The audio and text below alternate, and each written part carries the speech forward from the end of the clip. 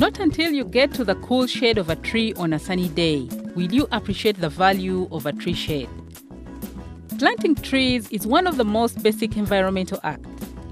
It embraces the beauty of nature, helps clean the environment from the moment of planting forward, and sets one's mind on the well-being of future generations.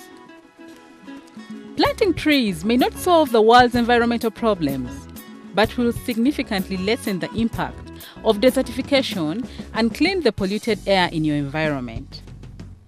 Trees improve soil fertility, purify water, and in most cases, trees and forests are water towers, for they attract rain and hold soil firmly to avoid massive soil erosion and landslides.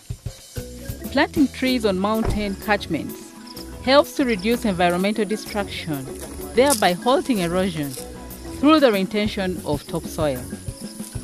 Harvesting of rainwater, which will impact these lands from the mountains to the plains below, and helps communities build their resilience to climate change. One tree of hope is the bamboo tree. Known as a tree for Chinese, the bamboo has become a common tree in Africa too. Unlike most timber, bamboo is a self-regenerating natural resource.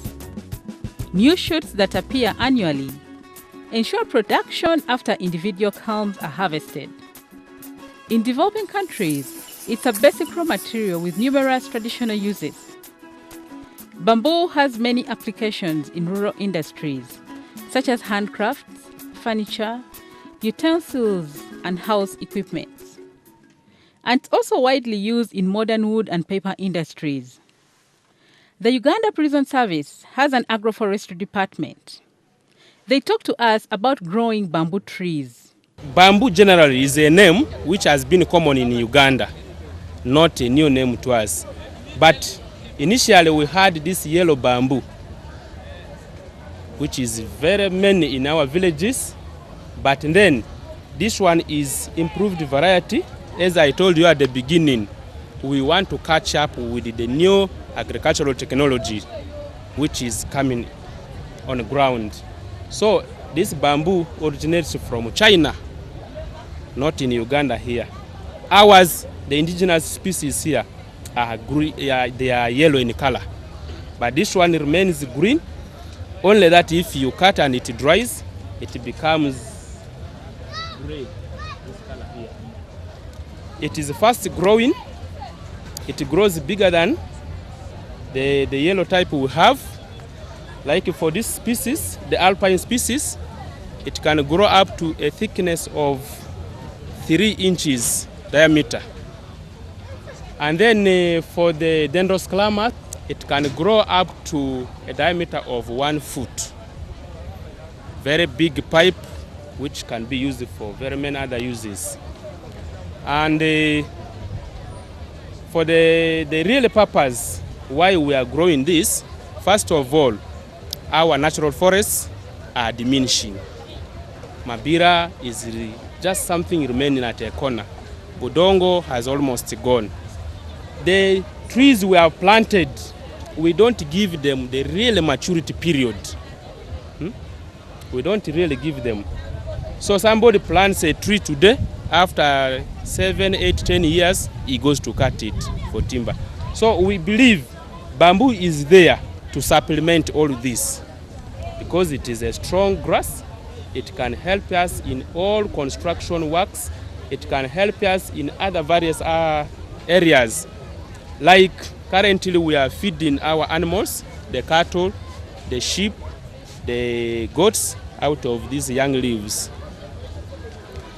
And we have used the bamboo for making charcoal. We have burnt this bamboo into charcoal and we got very hard good charcoal. We have used this bamboo for construction of small houses. We have gone ahead to be in touch with a small factory in Kampala where they make toothpicks. So they normally come to us, we give them some few stems, they go and make toothpicks out of bamboo. We have made a lot of furniture, beds, stools, tables out of this bamboo. And they are very nice looking, strong. even necklaces, earrings, mostly for ladies. They are very nice, made out of bamboo. And we have realized this bamboo, when you plant one like this, just one, after 5 years, you can get from 80 to 100 stems from one spot. Maybe before I forget, even where soil erosion is a problem, we have planted bamboo.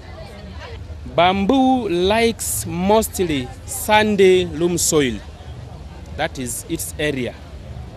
But some other areas like clay soil, which is a little bit okay, bamboo can grow in it. Where we have not tried is a rocky place. A rocky place, it can catch up, but it will not grow and produce for you the thickness which you expect. In Luzira, we have one plant which is on top of an anthill. Actually, we planted it shortly after the anthill started developing there. But the bamboo is growing, the anthill is also growing. So there is nothing like a myth. It is a fact that termites don't eat bamboo.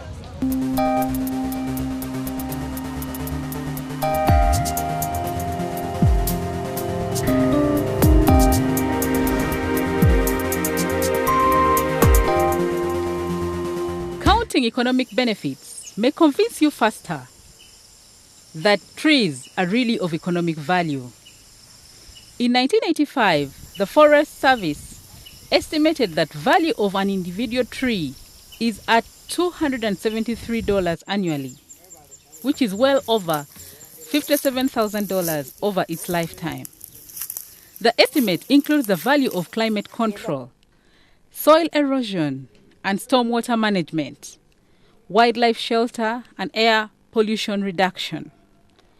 Trees raise property value for the entire neighborhood as well.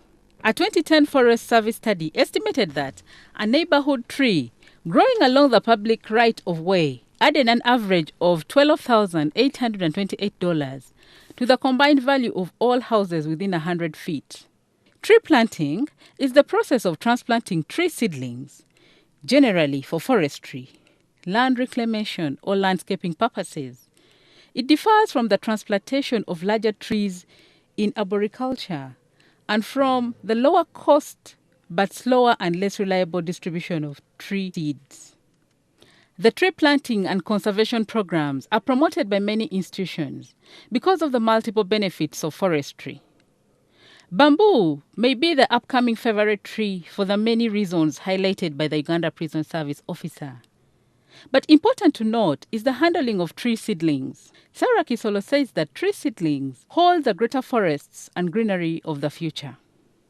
So organized that they have partitioned and they have put types, varieties of different tree seedlings, such that whoever wants a tree seedling of a certain type will find it there.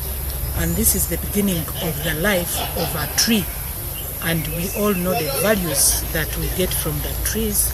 There are so many values like shade, there are fruit trees, they improve on our environment, they moderate the environment, the temperatures and things of the like, improve on us, the soils and so on. So the value of seedlings or the importance of seedlings is to have the life of a tree, future tree, or to have the beginning of the tree, but in an organized way. Conservation of nature that encompasses protection of trees starts from human infancy. David Nkwanga from Nature Palace Foundation Uganda says that it's important to interest children in tree conservation.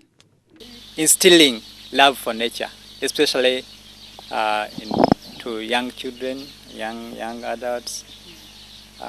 We have a program we are calling Younger Nature Lovers Program, whereby we are encouraging young people to come, interact with nature, and get that sense of loving nature right from childhood, so that when they grow up, you don't have to force them or to tell them that nature is important or whatever. So we are finding this a very important tool in promoting plant conservation. Conservation is very interesting because once you conserve one component of nature, the rest come automatically. Now that we have conserved this ecosystem, you find you get all other components of nature coming automatically. We have a lot of birds because they come to nest on trees, they come to eat on the fruits of the trees. They want also to enjoy the good environment that we have protected. And not only birds, but we have other sorts of other animals which also come, and they are using this as their habitat. A renowned environmentalist, Professor Wangari Maathai, said that when we plant trees, we plant the seeds of peace and hope.